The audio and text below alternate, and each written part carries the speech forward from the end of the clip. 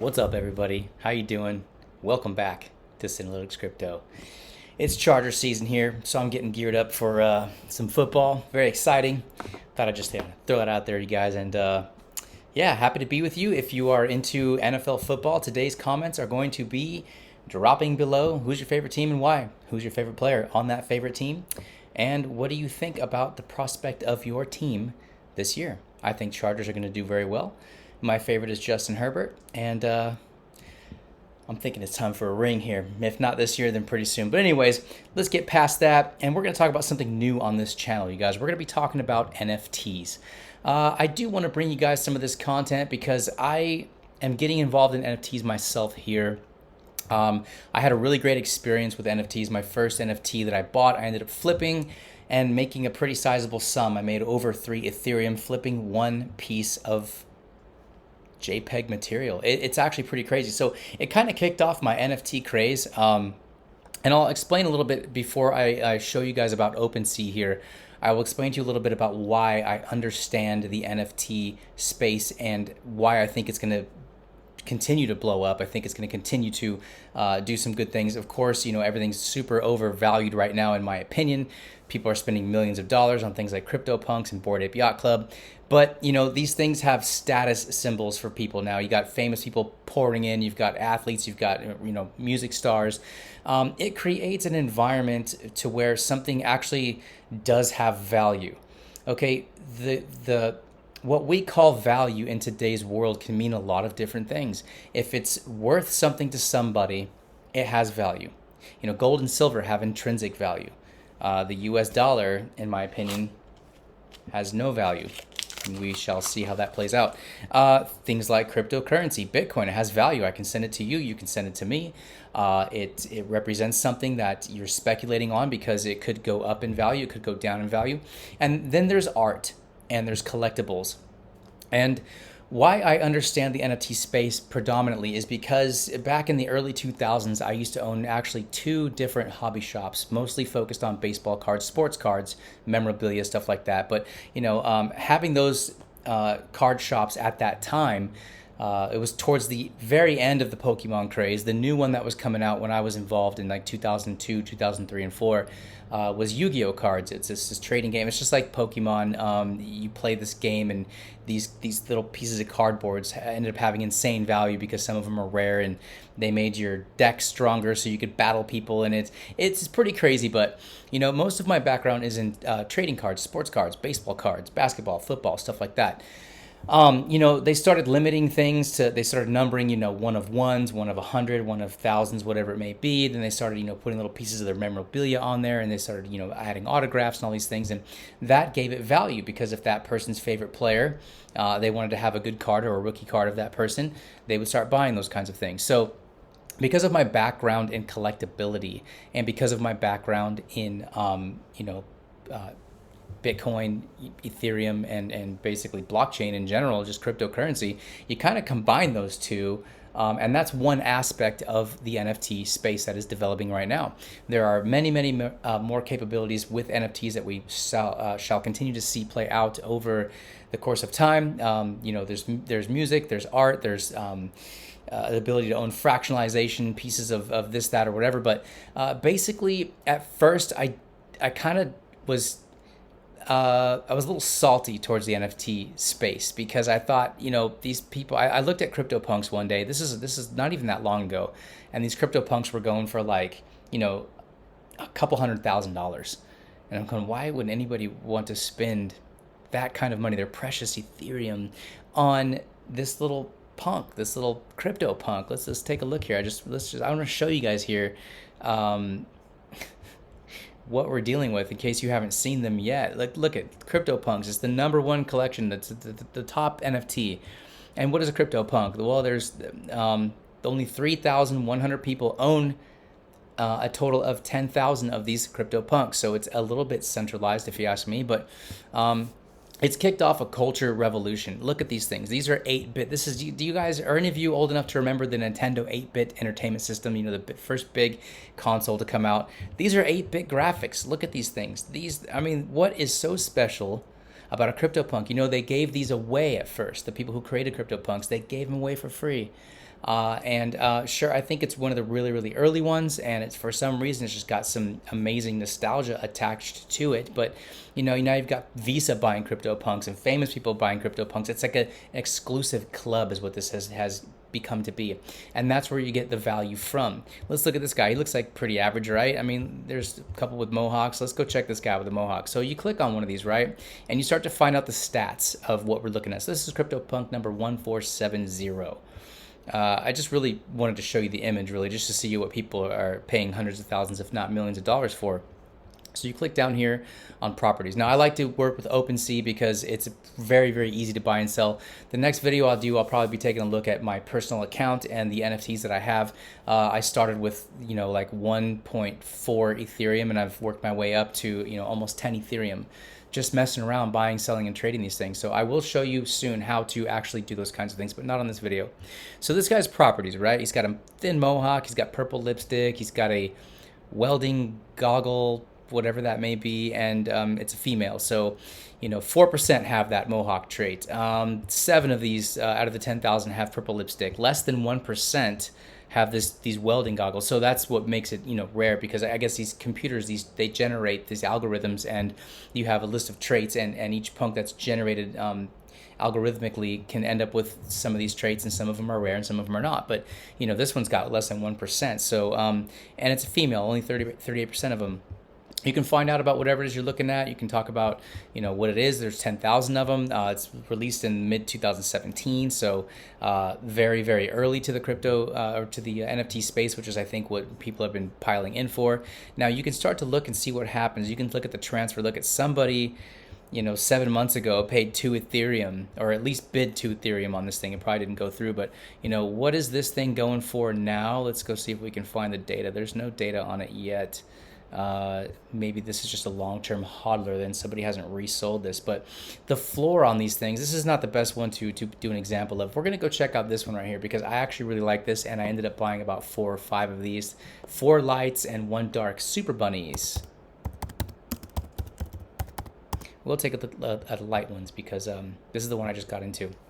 So I ended up buying them when they looked like this question mark, and they had not released yet. So I was buying these for about 0.3 Ethereum, and you develop them as they kind of come out. If you buy them early before they turn into what these things are right now, it's you're holding on to a question mark. You don't know what kind of traits you're going to have. You don't know what's going to happen with the bunny that you have, or the one that you get into early of. But what I really want to show you about is the floor price. So the floor price here is at 0.13. So this came out, it had a big explosion, and then of course it retracted. It's kind of like crypto in that way, where some of these projects people hold on to and hold on out of nowhere. All it takes is one person that's famous or have clout on the internet to buy a certain NFT, and then everyone starts piling in, and that's what's going on. So there's been a 1.2K worth of volume traded on these. There's only 5,000 of them. There's 1.8 unique holders. And you can see, so these things, they're all different, even though some of them have some of the same traits. Like this guy's got the same suit, right? But we got different faces. We've got different aspects. Very, very interesting to see. And a lot of these NFTs are turning into their game abilities. They have RPGs attached to them. They have role-playing games. They have these like the Bored Ape Yacht Club just did a huge, massive airdrop, where people got literally thousands of dollars worth of free, new Bored Ape zombie creatures. And the NFT space is it's limitless, you guys. What's going on is absolutely ridiculous. So, if you're searching into a NFT project and you want to kind of find out what's going on, go up to this topper thing right here where it says activity. Click on activity. And make sure that what you're looking at is, you can see the curve here. You can see how it goes up and down over the time, and it's got the average prices, it's got the volume. But what I like to see when I'm buying an NFT project is, are there actual sales happening on the Ethereum chain? And yes, you'll start to see that. So this guy bought 42 minutes ago, bought this Super Bunny for 0.14. And it shows you exactly what the sales are going on with some of these items here, and you can see it just, the list goes on and on. So that's usually a good sign when you're buying, that you can see that there is actually people buying and selling and trading these particular items. But let's go back to the stats, because I like to find projects by the rankings, right?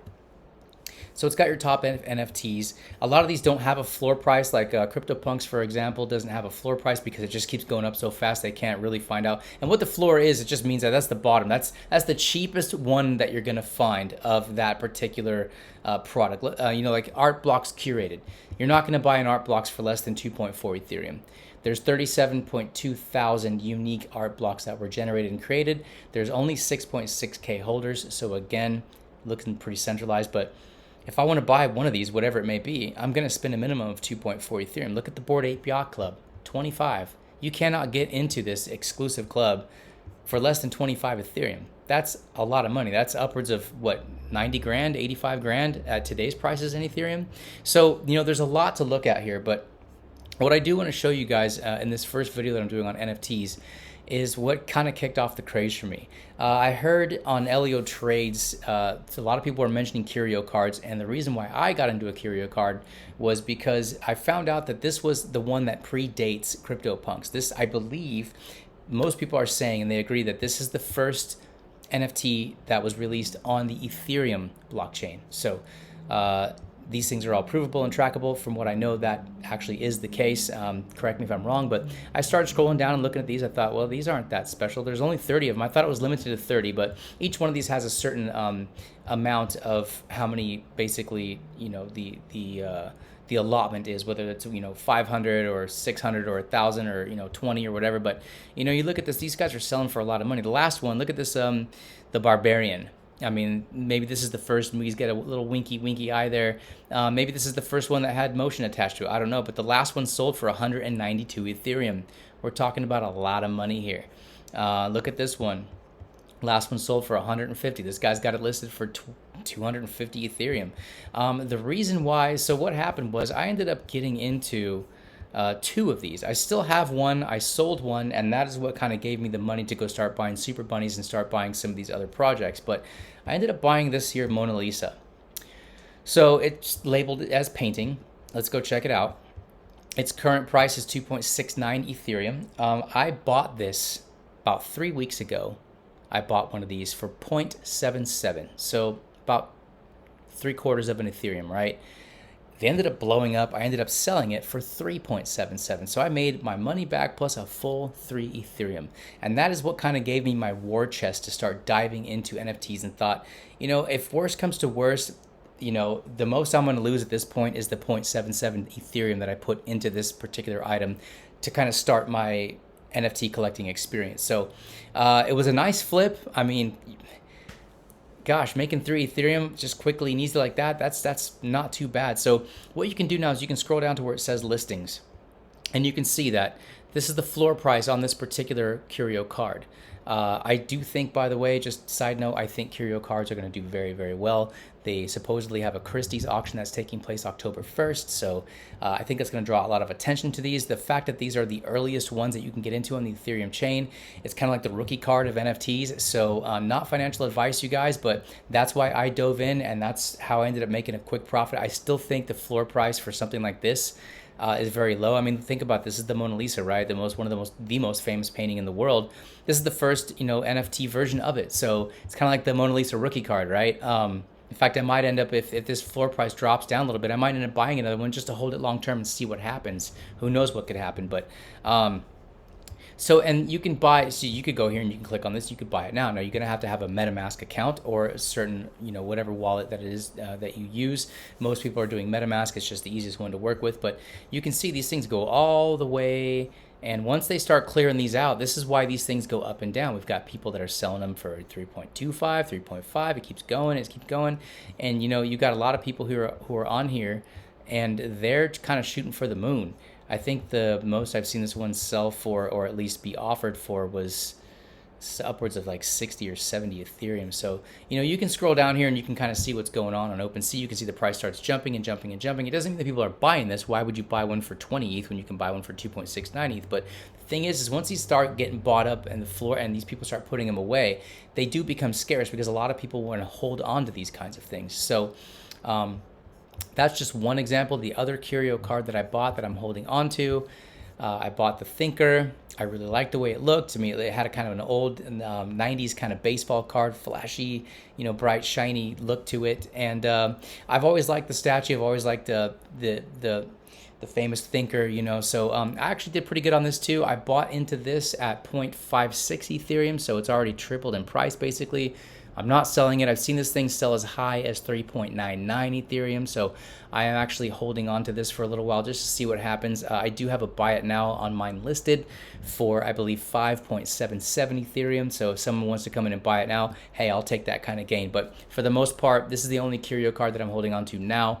I did get into it at a good price, so I really just don't have much to lose except the Ethereum that I put into it. But once again, you guys, this is a good resource. OpenSea is the easiest place to buy and sell and research NFTs. Obviously, there's Threads, there's Twitter, there's Discord, there's all these things. So I'm diving into this more and more as we go along. But like I was saying earlier, the fact that I understand collectability and what would drive something as ridiculous as this, or a baseball card for that matter, as having value.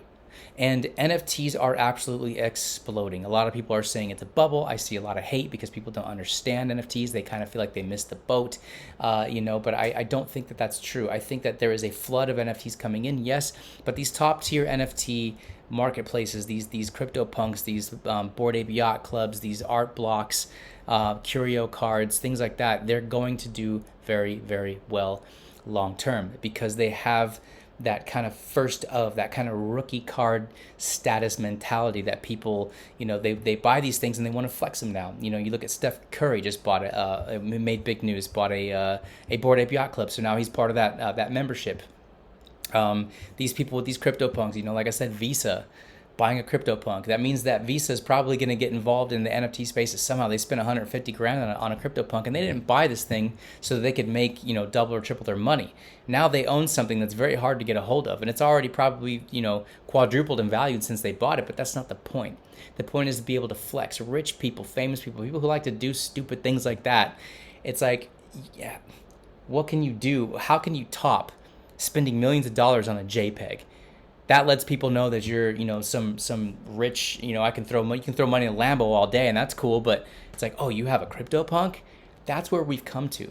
And that to me is what says whether this is a bubble or not, and whether, that bubble pops, then it kind of reforms, and then it pops again and whatever. And what comes out of this crypto space, this NFT space, it's a lot like cryptocurrency. We've seen some of our favorite crypto projects get into that bubble mode, and then they pop, and then what happens? You kind of reaccumulate and you kind of re-get it going. But the fact is that it's spreading worldwide. We're reading news articles about how 12-year-olds are making $400,000 minting and buying and selling and trading NFTs. So if someone like I can do it, or some 12-year-old in his basement can figure out how to make this work, it's worth investigating. And don't hate it just because you don't understand it, but also be careful, because like I said, this bubble could pop at any time.